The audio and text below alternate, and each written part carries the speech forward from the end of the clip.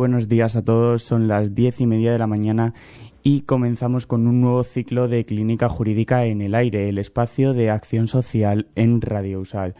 En el programa de hoy acordaremos la intervención penitenciaria desde una perspectiva de derechos humanos, reflexionando sobre el rol del sistema penal y las condiciones de las personas privadas de la libertad. Porque hablar de cárceles también nos hace hablar de personas, de dignidad, de acceso a la salud, a la educación, a la justicia y a la reinserción de los que cumplen esa condena, a través del análisis crítico, experiencias de trabajo en territorio y el aporte de especialistas tanto como de los alumnos en práctica. Vamos a conocer un poco más de estas prácticas centradas en la defensa de los derechos fundamentales y para ello tenemos con nosotros hoy a Carla, Eva y Lucía, alumnas en prácticas de esta línea, y a Marmen Martínez Luquero, profesora de Psicología en la USAL y colabora de esta línea de intervención penitenciaria y derechos humanos. Muy buenos días. Hola. Hola, ¿qué tal? Buenos días. ¿Qué tal, Marmen? Cuéntanos cómo funciona esta intervención penitenciaria y derechos humanos desde tu ámbito de la psicología. Bueno, ante todo, buenos días y gracias por darnos voz para contar el trabajo y nuestro compromiso con la realidad penitenciaria a través de la Clínica Jurídica Universitaria.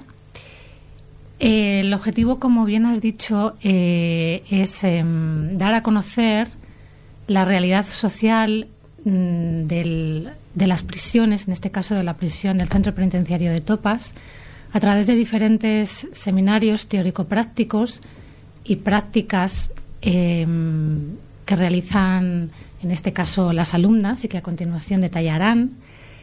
Y mi aportación desde el punto de vista psicológico pues es la experiencia que yo tuve cuando estuve trabajando contratada como psicóloga durante 2 años en el Centro Penitenciario de Topas. Esto me permitió conocer la realidad desde dentro, conocer cuáles son las necesidades de los internos e internas y desarrollar programas de intervención pues acorde a esas necesidades.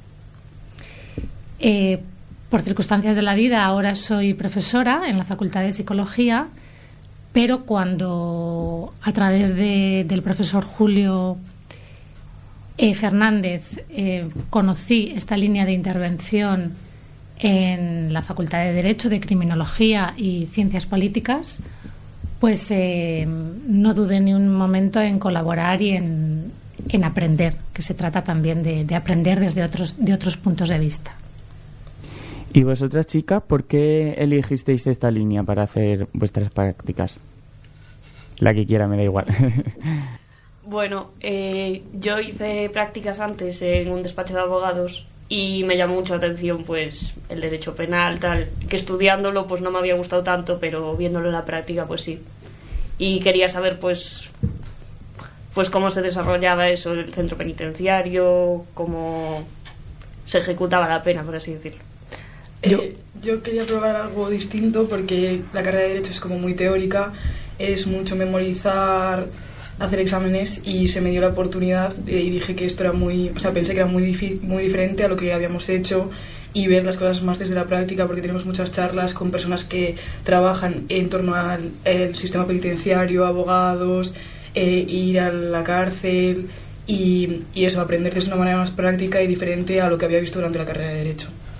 Yo también fue un poco por salir de la monotonía, ¿no? Porque al final estás todo el día en clase dando teoría y es una manera de aplicar todo lo que estás estudiando. Y encima cuando vimos la presentación de la asignatura, porque antes te la presentan, nos dijeron que personas de ciencia política nunca se apuntaban, y a mí me pareció muy interesante y dije, necesitamos todos los puntos de vista. Entonces también es un estudio que se tiene que dar desde otro enfoque y me pareció guay estar. O sea, que sois 2 de Derecho y unas de Ciencias Políticas. ¿Y hay mucha demanda de prácticas en esta línea de intervención? No sé, Mamen, si nos podrías contestar a esa pregunta. Bueno, en realidad yo no podría contestar a esta pregunta porque no soy yo directamente quien gestiona el tema de las prácticas. A lo mejor ellas sí podían responder. Yo creo que sobre todo esta la pide gente de criminología porque es la que más vinculada está con el sistema penitenciario y la criminología. Y luego gente de derecho y ciencia política menos. Porque al final el sistema penitenciario, pues gente que estudia criminología está muy vinculado y le interesa más. Pero sí es cierto que hay un número de plazas concretas y se cubren todos los años, se cubren todas las plazas. O sea que sí que genera interés, genera curiosidad y sobre todo pues esas ganas de como comentaba Eva, esas ganas de conocer otros puntos de vista, compartir otros puntos de vista y enfocar lo que es la realidad del ámbito penitenciario no solo desde la perspectiva de la criminología o del derecho, sino de la ciencia política y por supuesto también desde la psicología. Es decir, que es como una asignatura multidisciplinar y yo creo que cada punto de vista es fundamental para poder entender la globalidad de la realidad penitenciaria. ¿Y qué efectos psicológicos produce? Bueno, sabemos que es un encierro, efectos tienen que tener, pero un encierro prolongado en las personas privadas a la libertad que están viviendo esta condena, ¿cuáles serían los efectos principales que pueden producir y que vosotros tratáis en esta línea de intervención? Bueno, más que los efectos que produce lo que es la condena en sí, partimos de la base de que las personas privadas de libertad, al menos con las que yo he tenido, bueno, la mayoría, excepto las personas, los internos e internas que están preventivos, ya están juzgados y condenados. Entonces, se trata más bien de qué se puede hacer desde la prisión para evitar esos posibles efectos del internamiento, del aislamiento y de la separación de la sociedad. Entonces, para eso se desarrollan programas acordes al delito que han cometido, pues para darles la oportunidad de hacer reinserción, aunque es complicado, desde dentro de la prisión. Y lógicamente pues de esa manera también estimular lo que son pues las habilidades sociales, la asertividad, el contacto con el exterior a través del alumnado que va a hacer prácticas de diferentes asociaciones que también colaboran. Se trata un poco de, ya que lógicamente ellos por su situación penitenciaria no pueden salir fuera, se trata de llevar la sociedad dentro y todo lo que ello conlleva de beneficio para ellos. Nos hablabas al principio de que pues todo esto se relaciona con la cárcel de Topas, que es el centro penitenciario más cerca que tenemos aquí en la ciudad de Salamanca. ¿Qué actividades se hacen con esta prisión? No sé si alguna de las chicas estudiantes en práctica nos puede comentar su experiencia y las prácticas que realizáis. Pues es que en realidad hacen muchas cosas. Nosotras cuando fuimos a verlo era el mes de la mujer allí y la verdad es que fue bastante bien porque justo cerraban esa actividad y tenían un montón. Bueno, cuando llegamos a verlo estaban como en un salón de actos y salían a leer poemas sobre mujeres importantes de su vida. Luego había chicas bailando y, bueno, esa es una de muchas. Pero también, por ejemplo, tenían un nuevo programa de limpieza. También tienen clases para sacarse graduados. Pueden estudiar malamente, que eso luego lo hablamos, pero pueden estudiar. Y, bueno, un montón de... Tienen trabajadoras sociales que les acompañan, tienen psicólogos, pocos también, pero tenerlos los tienen.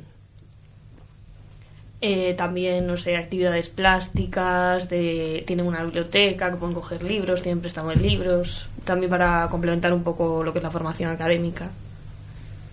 Y bueno. ¿Qué impresión os causó la cárcel esa vez que fuisteis a verla por primera vez?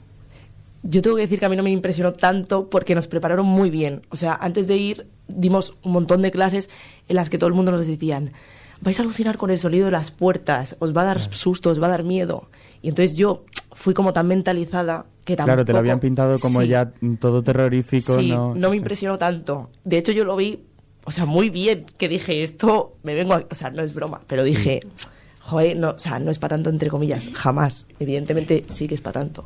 Bueno, no dejan de ser personas como nosotros, entonces como que uno tiene la estigma, el pensamiento de que es gente pues con cierta apariencia física o ciertos pensamientos que desde la sociedad, desde fuera, se inculcan, y también muchos a través de los medios de comunicación, pero tú cuando vas no deja de ser gente que tiene su familia, que son personas como nosotros y que por ciertas circunstancias han acabado ahí, y que no es... yo no me sentí insegura en ningún momento, y eran personas normales y corrientes que por X circunstancias de la vida estaban ahí y estaban cumpliendo pues con la condena que se les ha estipulado. Nos hablabais de mujeres, o sea que Sí. la cárcel de Topas es mixta. Sí. Y todas las personas que están internadas están internadas en Topas, o ¿cómo es el funcionamiento de la cárcel? Porque yo, hasta ayer que estuvimos hablando de este programa de hoy, yo pensaba que a mí me habían dicho que Topas era solamente un centro penitenciario de pernocta, donde los presos acudían a dormir mientras que tienen, no sé si lo digo bien, el 3er grado y hacen... A lo que te estás refiriendo es al CIS, al Centro de Inserción Social. Es un edificio diferente, no tiene nada que ver con el centro penitenciario de Topas. En el centro penitenciario de Topas están los internos clasificados en 2º grado, algunos en 1er grado, pero los clasificados en 3er grado son los que pueden realizar actividades o trabajos fuera del centro y solamente tienen que ir a dormir allí. Y este es el Centro de Inserción Social, que es un edificio diferente, que está en un lugar diferente a Topas, no tiene nada que ver con Topas. ¿Y en Topas solo hay personas cumpliendo condena o también ellas que están pendientes de juicio? ¿Te refieres a los que aún no están, a los internos e internas que aún no están, no tienen una sentencia firme? Exacto. A los preventivos? Sí, hay un módulo de preventivos.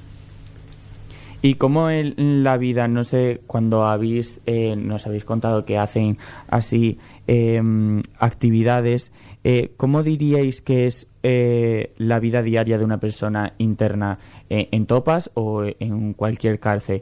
Ya desde el punto de vista de vosotras que habéis estado, que habéis visitado y que, bueno, sabéis por la profesión que habéis elegido. Y desde el punto de vista psicológico, me interesan los dos. Pues se despiertan por la mañana en una celda del tamaño de esta habitación. Creo que son, ¿cuánto nos dijo Julio? Menos que esta. Más pequeña. No sé, que los metros ahora mismo. Wow. Más pequeña. Y nada, tienen actividades, comen. Y no sé, que ahora nos habían dicho que los mandaban ya de vuelta a la celda, pero creo Sobre que las 8, yo creo. Sí. Sobre las 8, 7:30, por ahí. Comparten 2 personas la celda normalmente, ¿no? Sí. Bueno, nos dijeron que esta vez era la primera vez que estaban todos individualizados, que no compartían, pero que hay veces que hay tanta demanda que tienen que compartir. Claro, eso quiero decir que ahora la cárcel de Topas está por debajo de la media de condenas, ¿no? Por así decirlo. No hay tantas personas, eran... Pero bueno, creo que había subido bastante, creo que estaban bastante, ¿no? Están en torno a 1100. 1100 internos e internas. Wow. Hay menos mujeres porque solamente hay un módulo de mujeres. En total hay 14 módulos, uno de mujeres, el resto es de hombres. Y bueno, es un número considerable. Si bien es cierto que cuando yo trabajaba allí había 1.600, en torno a 1.600 internos, el número se ha reducido, pero aún así se intenta que haya solamente una persona por celda, porque en un espacio bastante reducido es complicado convivir 2 personas. sobre todo cuando no te dan a elegir. Quiero decir, la convivencia en sí ya es difícil, cuanto más si tienen que convivir dos personas que no han elegido convivir juntas. Entonces, bueno, se está intentando que por un tema de, bueno, pues de derechos humanos y de humanidad también, pues que cada interno tenga su propia celda. Y como han dicho pues mis compañeras, a ver, se levantan por la mañana, es todo como, está muy estructurado el día, está muy estructurado, porque si bien es cierto que el régimen, lo regimental, es prioritario, es más prioritario que lo tratamental, que también es importante, pero es más importante la estructura, el orden, el recuento, lo que es el régimen. Entonces, bueno, no todos tienen actividades, hay algunos que sí, pero otros que no. Entonces, los que no tienen actividades para realizar, pues están en el patio paseando, esperando a que pase el tiempo hasta la hora de comer. Después de comer tienen que subir a la celda, pues porque es el tiempo de siesta. Después vuelven a bajar al patio hasta la hora de cenar, cenan y de nuevo otra vez a la celda. Entonces, no todos los internos e internas pueden realizar actividades porque no hay actividades para todos. Claro, supongo que será, depende del módulo en el que estén cumpliendo condena, ¿no? Es que también hay actividades y aparte hay trabajos. O sea, tú claro. En prisión puedes trabajar en cocina, puedes trabajar en la biblioteca. A nosotras nos acompañó en un momento el bibliotecario que fue encantador y también es muy fuerte porque tú, si quieres trabajar y, o sea, puedes cotizar, puedes recibir un salario. No hay trabajo en una prisión para 1.100 personas, ni para 1.600. Es que no hay trabajo probablemente para 500 personas, ¿sabes? Entonces eso también se demanda mucho, pero no, es que no hay oferta. Sí, yo cuando llegamos, lo primero que vimos fue la cocina, y eso, estaban trabajando en la cocina, y luego también había otros como descargando la comida, y esos son trabajos, y es por buena conducta, ¿no? O por, ¿no? Yo creo que lo solicitan. Sí, pero se dará en función de... Lo solicitan y después pues hay una valoración de quién es más... cumple los requisitos para poder desempeñar un trabajo en un lugar donde hay cuchillos. Claro. Es verdad, es que es así. Sí. Y no sé si queréis añadir algo más. ¿Cuál es, mejor dicho, qué hacéis vosotras en vuestras prácticas? Contarnos un poquito de... Para la gente que os escuche y que a lo mejor algún estudiante que esté pensando hacer este tipo de prácticas, pues bueno, que conozca un poquito más de la mano de compañeras. Pues sobre todo nos dan seminarios para darnos información. Pues vino un juez de vigilancia, vino gente que trabajaba allí. También el otro día nos vino pues un chico que se encargaba de lo de los trabajos en beneficio de la comunidad y eso. Y te va dando pues como una perspectiva un poco más global de lo que hace todo el mundo. Es verdad que sobre todo nos forman. O sea, hemos dado muchos seminarios con muchas perspectivas. La trabajadora social te cuenta su manera de verlo. Un preso te cuenta su otra manera de verlo. Y entonces eso te da muchos puntos de vista que son muy importantes. Y luego hacer nosotras, pues vamos a hacer un informe sobre aplicar nuevas tecnologías en prisión. Hemos escrito un libro con el resto de las líneas en el que hemos entrevistado a un preso, un expreso, un funcionario de prisiones y una trabajadora social, y es que ahí se entiende muy bien, pues eso, lo que digo, los puntos de vista, y básicamente es lo que hacemos. Recibimos formación y luego de hacer pues informes y el libro, estar con ellos también en prisión, que yo creo que a ellos también les vino bien un poco de salir de la monotonía. No salimos solo nosotras, sino ellos también. Claro. Y, Mamen, ¿qué factores consideras esenciales para lograr una verdadera reinserción social desde tu ámbito de la psicología? Bueno, es difícil, ¿no? Es muy complicado poder reinsertar o insertar a una persona desde un entorno cerrado, privado de libertad. Es bastante complicado, pero sí que es fundamental ya que como comentábamos antes, ellos no pueden salir a la sociedad, pues sí llevar la sociedad dentro de la prisión. Y es algo que yo creo que merece la pena, y creo que es un compromiso de todos y todas, ¿no?, el poder acercarnos a esa realidad para poder intervenir en la medida de lo posible y ayudar o colaborar en esa reinserción, que es, desde mi punto de vista, bastante compleja, desde dentro, desde el entorno cerrado. Pero lo que sí quiero destacar es que la educación es muy importante. Es decir, ellos tienen acceso a lo que es la educación primaria, educación secundaria. Si quieren, también tienen acceso a la educación universitaria, con las limitaciones, que este es un punto controvertido, porque con las limitaciones de que no tienen acceso a Internet. Ellos, claro, nosotros estamos acostumbradas y acostumbrados a que en nuestros diferentes ámbitos de estudio, de trabajo, manejamos Internet, algo tan básico. Ellos no. Entonces, esa es la limitación que tienen a la hora de poder preparar un trabajo, los trabajos que se requieren, ¿no?, a nivel de grado universitario. Y bueno, pero enlazando con lo que me preguntabas antes, creo que la educación es fundamental, y que el hecho de que puedan acceder a la educación es fundamental.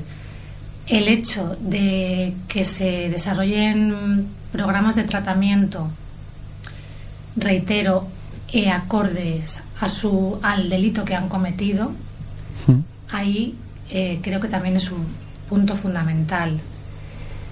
Y bueno, yo ahí sí que quería hacer una reflexión, simplemente lo dejo ahí, una reflexión. Desde mi punto de vista como psicóloga, yo entiendo que los tratamientos deberían ser obligatorios. No lo son. Se da libertad al interno o a la interna para decidir si quieren o no participar en programas de tratamiento dirigidos y enfocados al delito que han cometido. Entonces, a mí me parece importante que para poder ayudar a una buena reeducación y reinserción, los programas fueran obligatorios. Claro, porque hay mucha gente que no llega a esa educación o a esa reeducación dentro del centro penitenciario. Si son voluntarios, al fin y al cabo, no sé cuál será el índice de personas que demandan esos estudios dentro de los centros penitenciarios, pero supongo que no serán muchas. A ver, es que son voluntarios, entre comillas, porque si tú los haces, luego puedes tener mayores permisos para salir antes. Entonces, voluntario depende de cómo lo mires. Y luego es verdad que nosotras ya lo discutimos como en una clase, que yo la entiendo un montón lo que quiere decir, pero es verdad que sí que entendemos que si te obligan a hacerlo, no va a funcionar de nada. Si no sale de ti, no, pues vas a cumplir tu condena y ya está. O, por ejemplo, cuando yo entrevisté al recluso, un ex recluso, él dijo que para él la reinserción era algo que uno tiene que hacer por sí mismo, y que él fue como un punto de la vida en el que hizo clic y dijo, tengo que redirigir mi vida, voy a hacer que para él la resocialización en sí o la prisión no servía para nada, y que era algo que tenía que hacer el preso voluntariamente, de decir, mira, hasta aquí, yo no quiero seguir haciendo X o no quiero seguir con esta vida, voy a cambiar y voy a hacer yo por reinsertarme, al salir de la cárcel buscar un trabajo, no volver a delinquir, hacer mi vida, rehacerla, y que según él la prisión no era eficaz para eso, sino la voluntad propia. Y también el tema de que no todos los presos pueden acceder a los tratamientos que hay, no se ofertan todas las plazas necesarias para toda la cantidad de gente que hay interna. Claro, porque nos hablabais de que hay pocos recursos, por ejemplo, como que no hay internet. O sea, ¿cómo de difícil es pues eso, estudiar un grado universitario o un grado superior de FP o lo que sea? ¿Cómo se estructura eso? Porque ahora mismo, sin internet, o sea, es nuestro mayor recurso. Os lo digo también como yo, estudiante en prácticas, que a mí el lunes pasado, cuando se fue el apagón, era como, no podemos trabajar, pero es que tampoco podemos estudiar. Entonces, es una cosa que me interesa comentarme. Bueno, es que no hay internet, pero no hay médicos. O sea, Wow. por no haber, no hay de nada. Entonces, la parte de internet es muy importante, sobre todo porque si quieren estudiar. Como he dicho antes, el bibliotecario que nos acompañó estudiaba en la UNED psicología y nos explicó que hizo un examen y le suspendieron por tener el temario anticuado. Y dijo él, si a mí nadie me ha hecho llegar un temario nuevo, ¿cómo hago? Y tarda meses y tiene que pedirlo y tiene que pasar muchos filtros que luego a él le llegan tarde o le llegan mal y es imposible. Claro, porque no estamos hablando de que no haya ese tipo de recurso tecnológico, es que tampoco hacen por la renovación de documentos, temarios y bueno, de todos. Es que el mundo y la vida social va cambiando, mientras pestañeamos ya hay algo nuevo. Claro. Dijo que le costó mucho que le diesen un ordenador, que el ordenador era muy lento. Al final, como son internos, no les pueden dar un ordenador con toda la accesibilidad a internet, Claro. y que busquen lo que sea. Entonces, Sí, porque pues eso. ese también es un tipo de libertad que que le estás ofreciendo y que al fin y al cabo pues hay que tenerlo capado, ¿no? De Claro, alguna entonces tenían que controlar eso, como que el proceso de que le dieran un ordenador tardó mucho, porque es pedirlo, que lo busquen, y eso, que él estaba estudiando psicología en la UNED, porque si quieren grado universitario tiene que ser a través de la UNED, ¿no? Y que había solo, creo que 3 reclusos que estudiaban en grado universitario, ¿no? Que es muy poco, porque si son 1.003. Y eso, que el tema estaba desactualizado, que le había costado mucho, y sobre todo su reivindicación fue sobre el acceso a la educación desde prisión, que era muy costoso, y que si se pusiesen mejores medios, probablemente más internos se plantearían pues estudiar un grado universitario dentro de prisión. Es que eso, imagínate, cualquier consulta de cualquier concepto que no entiendes, que tal, te tienes que ceñir al temario que te han dado y a lo que hay allí en la biblioteca, que tampoco es... Y también está súper anticuado todo el material que tienen allí. Y que no llegaban al número para que pudiese venir un instructor de la UNED a dar clases, ¿no? Sí, es cierto que tiene que haber como un número de internos que estén matriculados en un grado concreto, en este caso psicología, para que un tutor de la UNED vaya pues a resolver dudas, cuestiones, a orientar en el tema de los trabajos. De los trabajos me refiero del grado, de los trabajos de las diferentes asignaturas. A ver, yo creo que, como comenté antes, el tema de la educación es fundamental, ya sea desde los internos e internas que no han tenido, por su vida, por su historia, por el contexto en el que han crecido, no han tenido acceso pues a unos estudios primarios, a la educación primaria. Yo creo que es fundamental que vayan allí a la escuela. Allí se llama escuela, y sí es cierto que hay maestros, allí se llaman maestros, maestras, que sí que es cierto cuya labor es fundamental para dar acceso a esta educación primaria a estos internos e internas. Pero sí es cierto que ya cuando hay en un nivel en un nivel universitario se requieren, no quiero decir que en niveles inferiores no se requiera metodología, o sea, una metodología pues moderna y adaptada a la sociedad, ¿no? Pero mucho más en un grado, y no lo tienen. Esa es la dificultad que nos transmitieron, esa es la dificultad con la que también Julio trabaja, porque él sí que es cierto que está trabajando porque se les puedan facilitar medios. Y es que en ese sentido todo va como mucho más lento.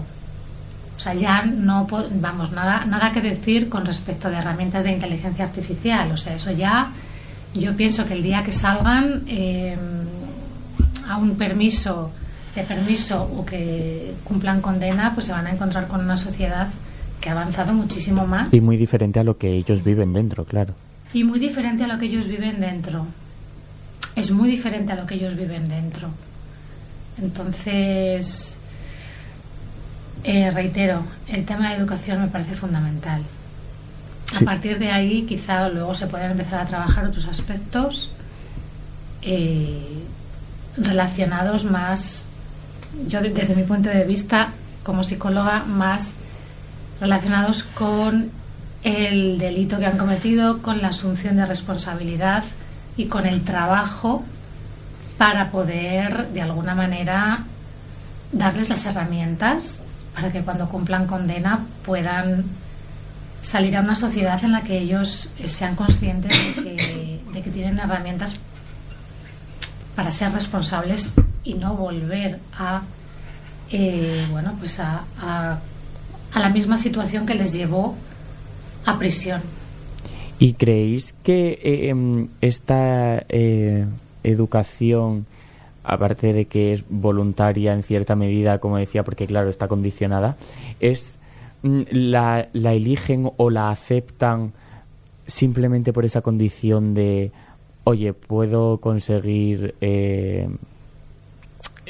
que me caiga menos condena por mejor conducta o cosas así?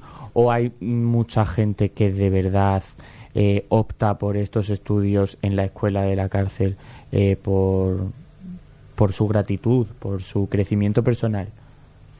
A ver, yo creo que también, pues de lo que hablábamos antes, de todas las horas muertas que tienen en el patio y todo tal, también les ayuda a tener un contacto con la realidad y a estar más entretenidos y a tener un poco también una proyección de futuro igual. Bueno, al final, como todo en la vida, todo tiene incentivos, y si apuntarse a un programa tiene unos incentivos, pues mejor para ellos. Van a ayudar a que se resocialicen y además aprender. Los incentivos al final todo son positivos. Claro, todo suma.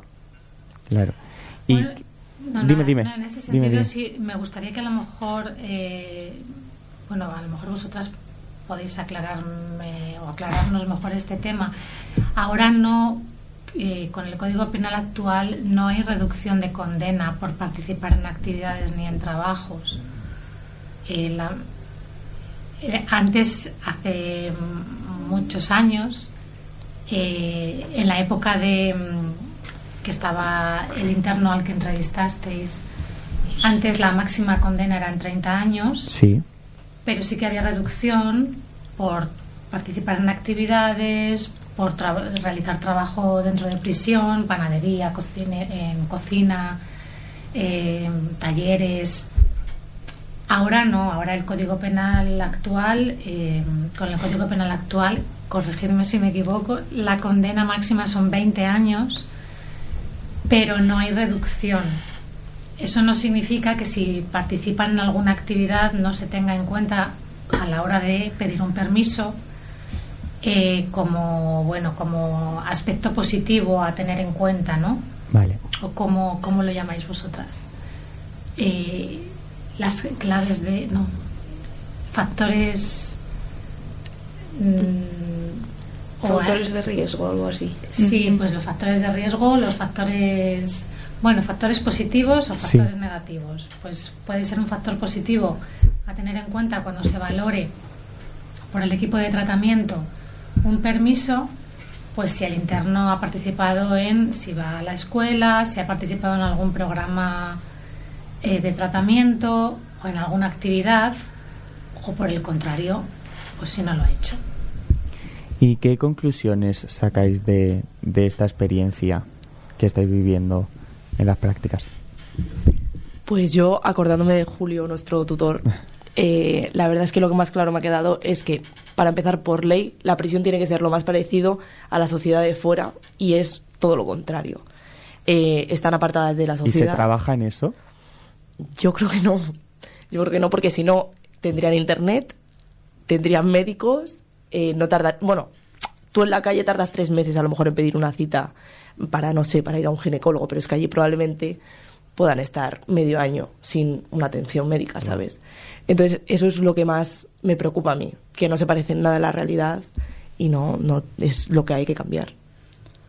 A mí me sorprendió sobre todo que no tienen atención psicológica y, por ejemplo, nosotros visitamos, era de salud mental, ¿no? El módulo. El módulo de Sí. enfermería, la planta, había una planta donde, sí, salud mental, entre comillas. Que tenían probablemente trastornos psicológicos, pero no sabían cuáles eran porque no había los recursos suficientes como para hacer una clasificación de Para diagnosticar, ¿no? le pasa X, necesita X tratamiento. Yo pregunto a un funcionario cuando estábamos hablando con un preso, ¿y este qué le pasa? Pues no lo sé, yo lo entrevisté, vi que muy normal no era y a este módulo entró. Y eso yo creo que es algo muy grave, juntar a personas que no sabes qué problemas tienen, si uno tiene esquizofrenia, si el otro tiene, y que estén todos juntos y que no sepas qué medicación darle, qué diagnóstico darle, qué tratamiento, que no puedan tener sesiones psicológicas, porque al final, si tienes un trastorno psicológico, una esquizofrenia se necesita tratar. Y que estés tú al lado de otra persona que tiene otra patología y no sepas lo que le pasa, eso es una combinación muy mala. Entonces, les falta sobre todo recursos en el ámbito psicológico, médico, educativo. Falta eso, mucha inversión. Es que es falta de personal totalmente, porque esto es muy fuerte, pero el educador social no es educador social, es funcionario, que llevaba no sé cuántos años trabajando ahí y le habían ascendido. Entonces, por eso cuando le preguntamos qué le pasa a esta persona, y él nos decía, mira, si es que me encantaría saberlo, pero no lo sé porque no estoy formado. Claro. Claro, que igual son gente que tendría que ir, pues hay centros penitenciarios especializados para gente que cumple condena que tiene problemas mentales. Y que igual es gente que debería estar allí, pero claro, volvemos a lo mismo, que no hay recursos, que allí no hay sitio, y pues tienen que estar aquí sin diagnosticar, sin tratamiento, que es inhumano. Y bueno, dime, No, te iba a mami, decir que perdona. ese es otro tema también. Me parece interesante, porque es cierto que pues hay una mezcla de necesidades a nivel médico, a nivel psicológico, que sería importante, ¿no?, poder discernir qué es lo que se necesita. Pero es cierto que no hay un psiquiatra, hay personas que no están diagnosticadas y que están conviviendo pues con otros internos e internas. Y bueno, es otro aspecto interesante que podríamos estar debatiendo toda la mañana. Ya. Bueno, supongo que por quitarle un poco de hierro al asunto, supongo que la falta de recursos humanos es algo que por desgracia está siempre latente en muchas instituciones. Pero también yo creo que es falta también de formación, de que ahora los estudiantes estamos muy concienciados con una mayor formación y que desde la adolescencia estamos tenemos claro que vamos a estudiar tal y que cual, pero hay una brecha de la que también se podría hablar.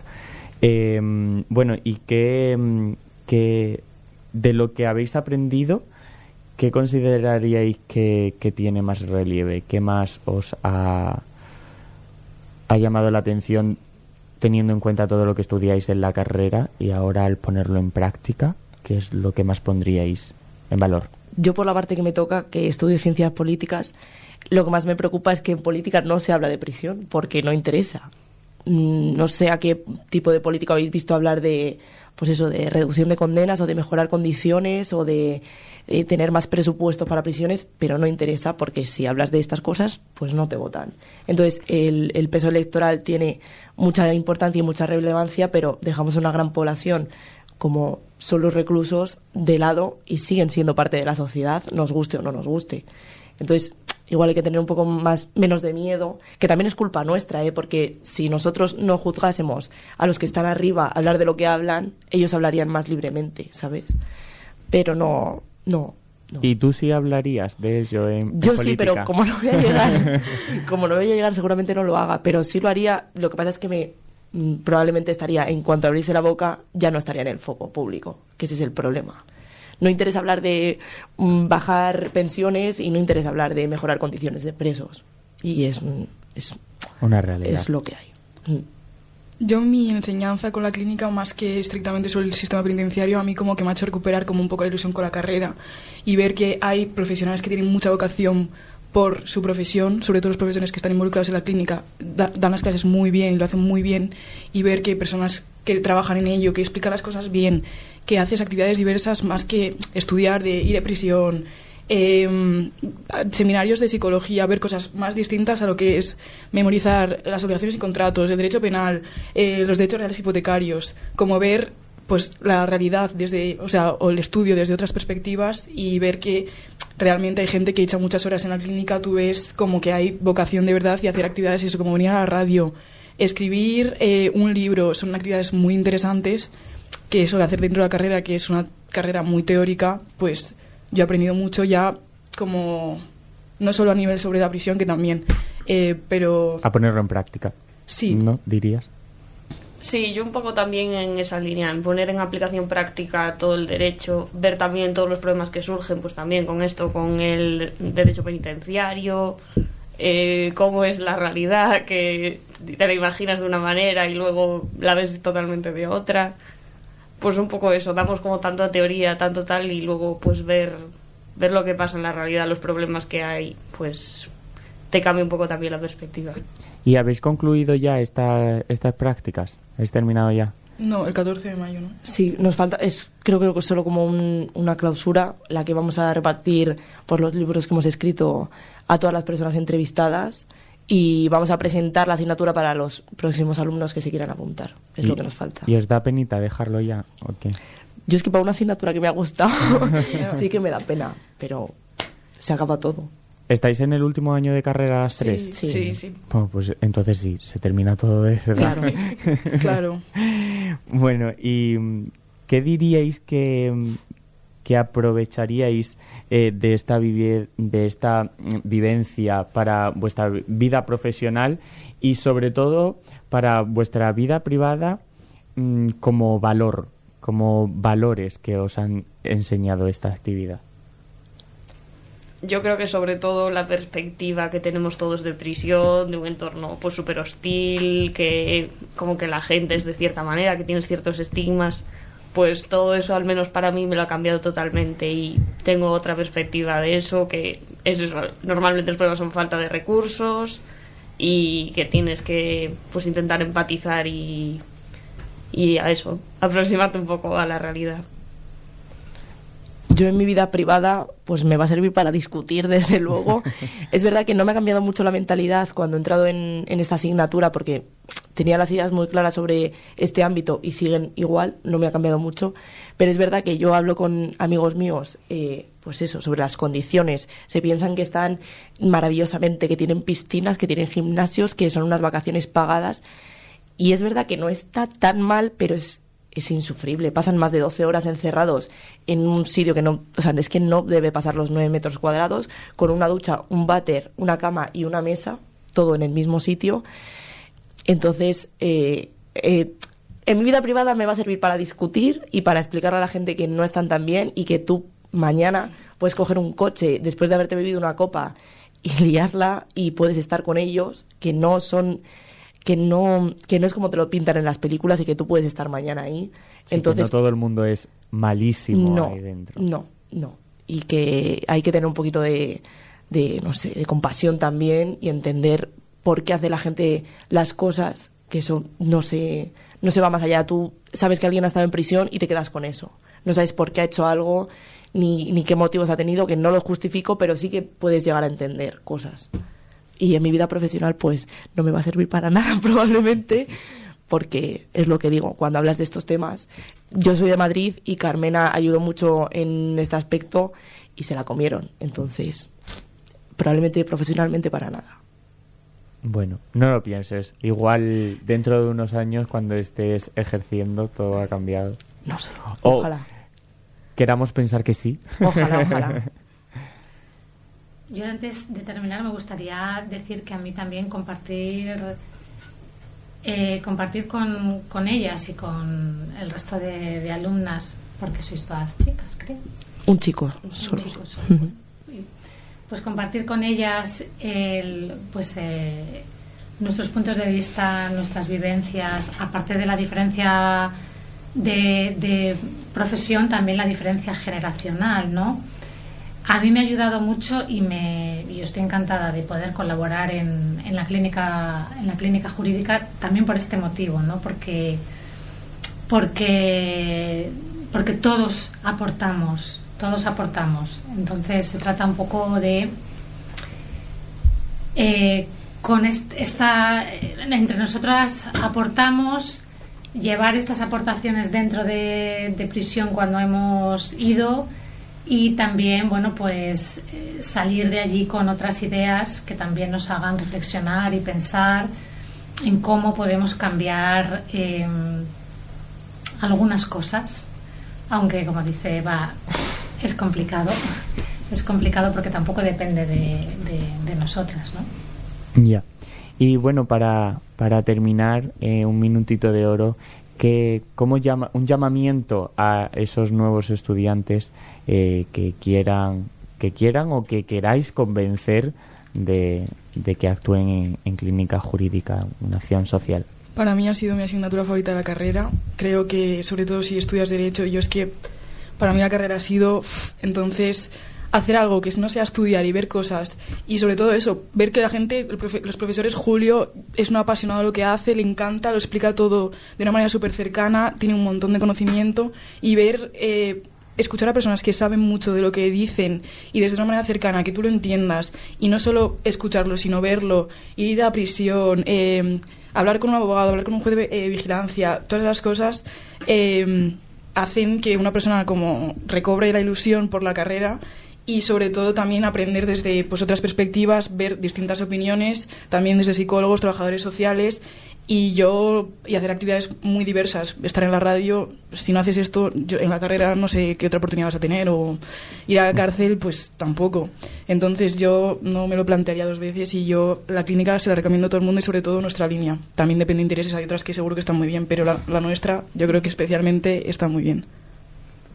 Sí, yo creo que al final que eso te da una perspectiva muy global, sobre todo desde nuestra carrera, que es el Derecho, que al final te ciñes a temario, contenido, teoría, y pues salir de eso y ver la realidad y ver que también eso implica mucha gente, que se dedica a muchas cosas diversas, que realmente son gente que le gusta lo que hace y que pone empeño en ello, pues yo creo que te da una perspectiva bastante amplia de eso, desde el conocimiento básico que tenemos.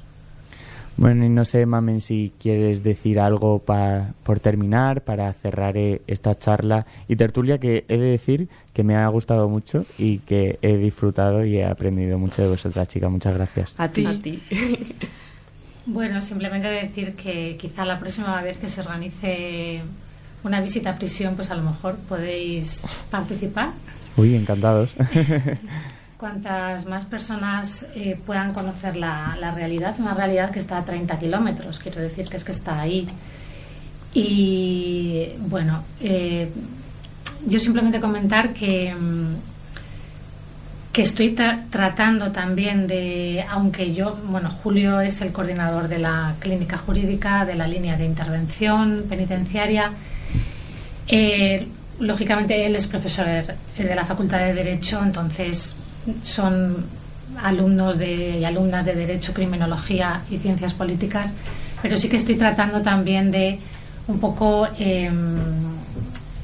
como potenciar, ¿no?, fomentar el interés en mi alumnado de la Facultad de Psicología, que en contra de lo que pueda parecer no está tan concienciado con la realidad penitenciaria. Parece que la salud mental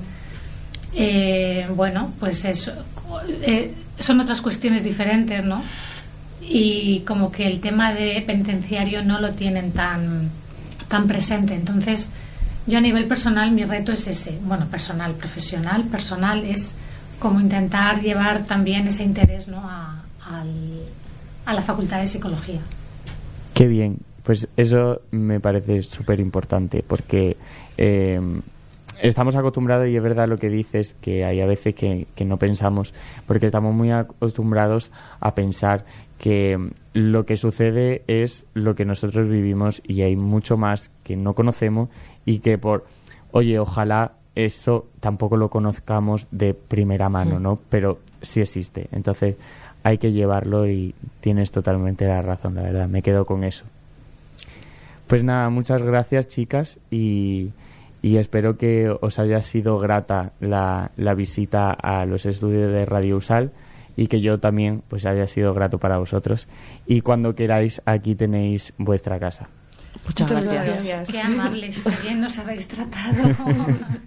Igual que como nos tratáis vosotros a nosotros cada vez que venís. Muchas gracias, chicos. A vosotros. Gracias. Living for